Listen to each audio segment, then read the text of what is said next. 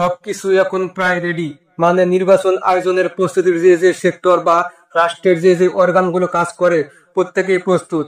Doctor Yunus সম্প্রতি বিদেশ সফরে করে এসেছেন। যুক্তরাষ্ট্র, ইতালি, যুক্তরাজ্য সব জায়গাতে তিনি একটা কথা বলেছেন, আগামী ফেব্রুয়ারিতে নির্বাচন হবে। কিন্তু গতকাল জুলাই সনদ অনুষ্ঠানের বক্তৃতার ফাঁকে তিনি যে মন্তব্য করলেন সেটা নতুন এক প্রশ্ন তৈরি করেছে। আর এনসিপির দুই উপদেষ্টা আসিফ আর মাহফুজ যারা অনুষ্ঠানে গেলেন না, সেটাও একটা সিগন্যাল দিচ্ছে। তাহলে কি নির্বাচন আসলে রাইট টাইমে হবে? এখন আমরা কেন এই বিষয়টা সামনে আনছি?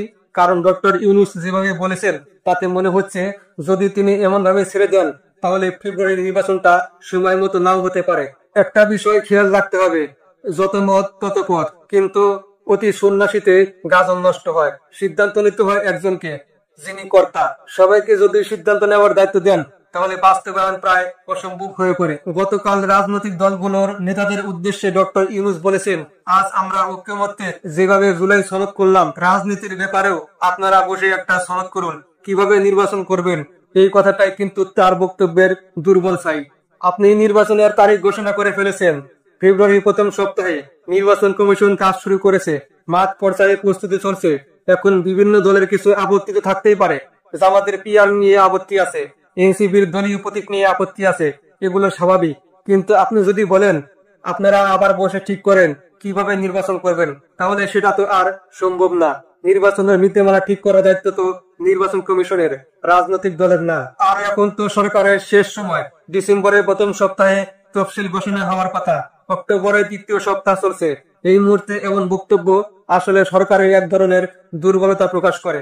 হয়তো উনি ভালোভাবে বোঝাতে চেয়েছিলেন নির্বাচনটা সুন্দর হোক, সুষ্ঠু হোক, ইতিহাসে জায়গা পাক। তিনি তো বলেছিলেন ইতিহাসের সেরা নির্বাচন হবে, সারা পৃথিবী তাকিয়ে দেখবে। কিন্তু বাস্তবতা ভিন্ন। সম্ভবত সেই বাস্তবতা তিনি বুঝতে পারছেন বলেই এখন তিনি চান তার সরকারের অধীনে একটা গ্রহণযোগ্য নির্বাচন হোক। তবে কিছু দল বলছে ইউনূস সরকারের অধীনে নির্বাচন করবে না, একটা অন্তর্বর্তী সরকার গঠন করে সেই সরকারের অধীনে নির্বাচন দিতে হবে।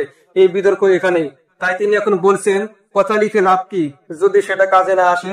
চলুন আবার ঐক্যমত কমিশন বা কমিটি গঠন করি, যাতে নির্বাচনটা সুন্দরভাবে উৎসব মুখর হবে, ইতিহাসে স্মরণীয় হয়ে থাকে। তার বক্তব্যের শেষ অংশে একটা পজিটিভ সুর ছিল, ঐক্যের সুর, যেটা নিয়ে তিনি নির্বাচনের দিকে যেতে চাচ্ছেন।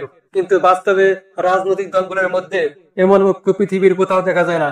খোদ আমেরিকা নিয়ে দেখুন, ট্রাম্প কিভাবে বাইডেন সরকারের বিরুদ্ধে অভিযোগ তুলেছিলেন, আর এখন বাইডেন সরকার আবার ট্রাম্পের বিরুদ্ধে একইভাবে অভিযোগ আনছে। রাজনীতির বাস্তবতা হচ্ছে, যে দল ক্ষমতার কাছাকাছি গিয়ে বুঝে তারা জিততে পারবে না, তাদের প্রথম কাজ হয় নির্বাচনকে প্রশ্নবিদ্ধ করা, প্রভাবিত করা অথবা বাধাগ্রস্ত করা।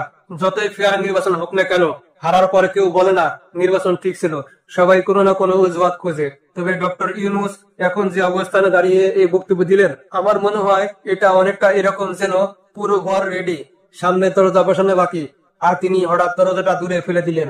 এখন যদি রাজনৈতিক দলগুলো এটা মনে করে সরকার দুর্বল, তাহলে তারা অবশ্যই সফল দেবে। আর যদি ফেব্রুয়ারি নির্বাচন কোনো কারণে না হয়, তাহলে তারা নিজের অবস্থাও কিন্তু বিপদের মুখে পড়তে পারে। অনেকে বলেন ফেব্রুয়ারিতে নির্বাচন হবে না, কিন্তু সরকার যেভাবে প্রস্তুতি নিচ্ছে, আমার ব্যক্তিগত ধারণা নির্বাচন সময় মতোই হবে। তবে গতকালের বক্তব্যটা নিঃসন্দেহে একটা স্ট্রেস ক্রিয়েট করেছে। ভিতরে ভিতরে কিছু না কিছু নাড়াচাড়া তো হবেই।